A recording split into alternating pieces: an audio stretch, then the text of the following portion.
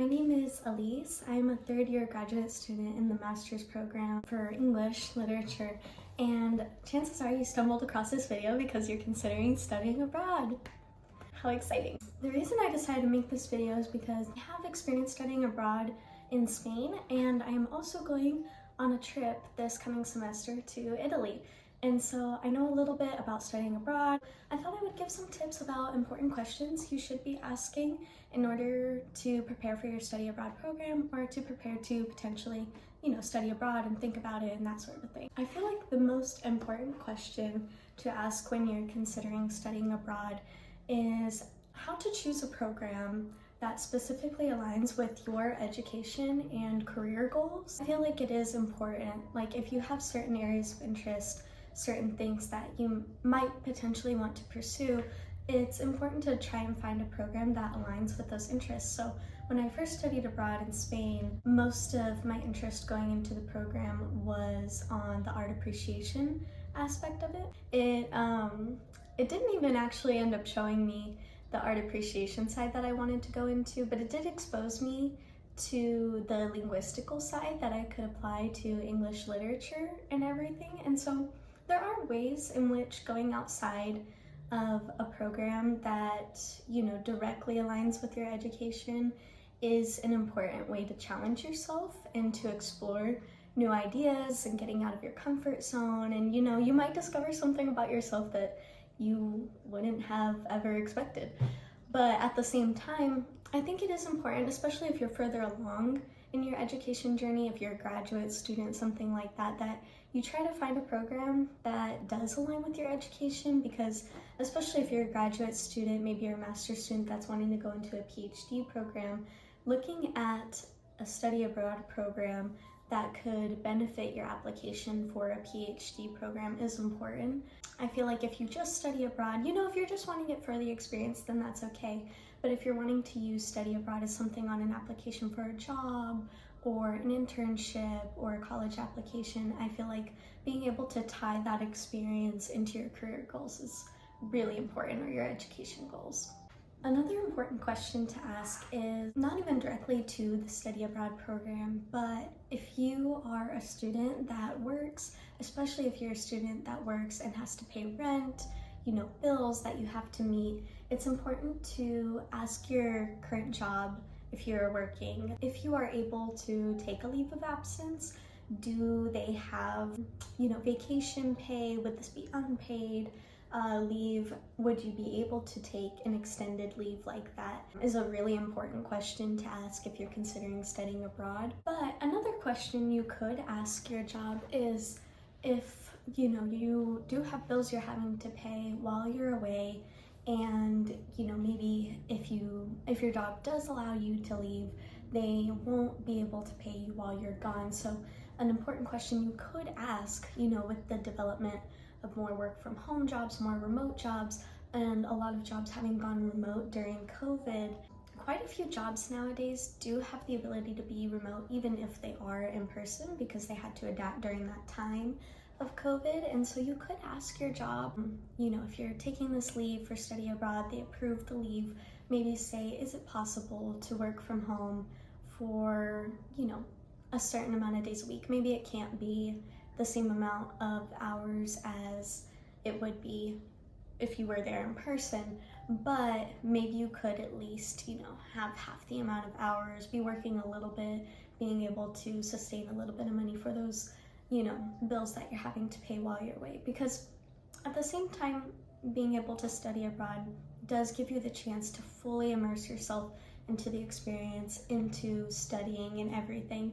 And so being able to do that is really important. And so you might not be able to be working that amount of hours and still be focusing on the study abroad experience. And so maybe working like, you have an off period during the weekend, working during that like one day of the week, at least it's a little bit of money, a little bit of income while you're gone, and but you're still able to focus on the experience and everything.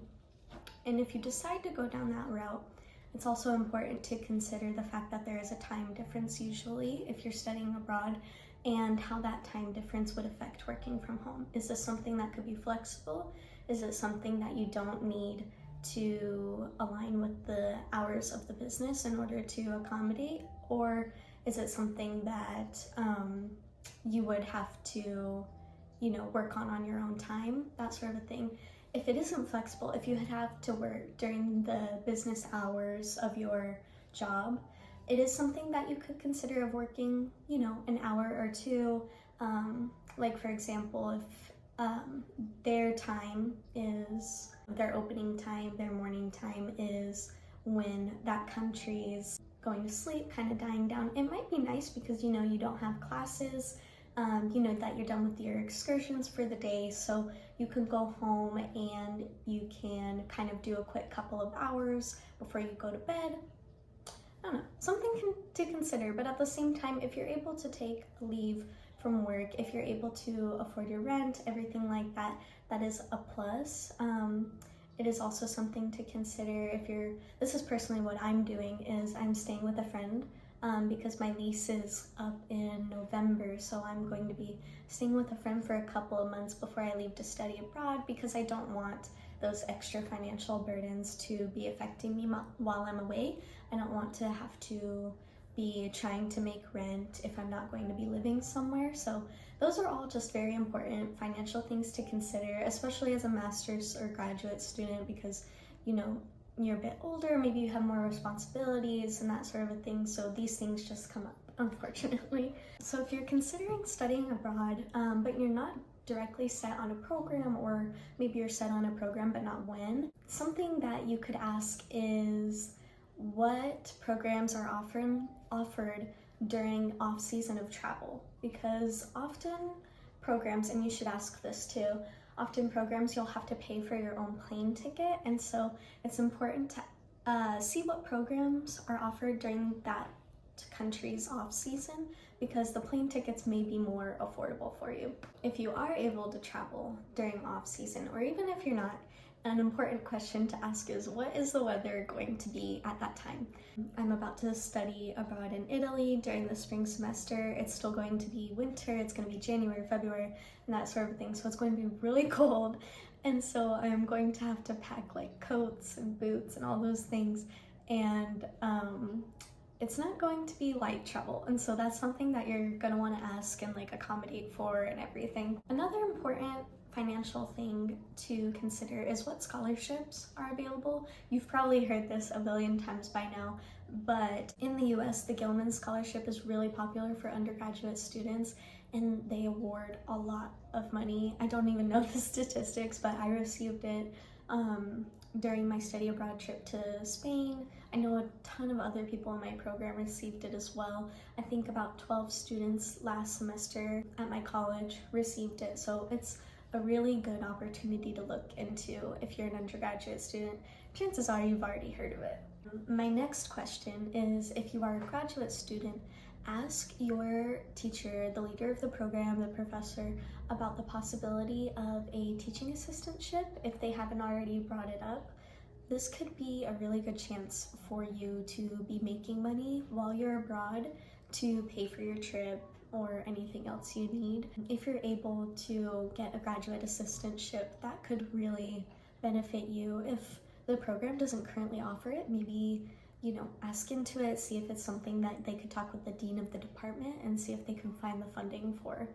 And the last important question that I have for you to ask about potentially studying abroad is, how is the cost of the program distributed? One of the questions that I had was, I knew that the cost of the trip covered housing, for example, but they did not say whether that would cover housing during our trips. For example, we would be taking trips to Rome, to Venice, outside of our normal kind of set area of Urbino, and so I wanted to know if while we would be traveling, if there was going to be a place to stay, because my program advisor hadn't mentioned that yet. And luckily our program does include the housing when you're traveling. We would be staying in a hotel, but that is a very important question to ask. How is that cost being distributed throughout the program. Another thing to consider when you're asking about the cost of the program is how are meals paid for? Are all your meals paid for? Do you have meal tickets? Are you expected to pay for your own meals? Does your program also cover things like tuition? Is tuition included in the program cost, or is it something separate from the program cost? These are really important questions to be asking before you consider studying abroad and that sort of thing. All right, well, thank you guys so much for watching my video. I'm very excited to share more of this journey, share more of these tips with you guys. If you have any questions about studying abroad, drop them below and I'll try and make another video maybe answering those. If you have any tips that you learned as you were studying abroad, also drop that down below. And feel free to like and subscribe if you'd like to come along with me on my trip to Italy. I'll be sure to be making videos while I'm over there and everything. So really excited to share this experience with everyone. Bye!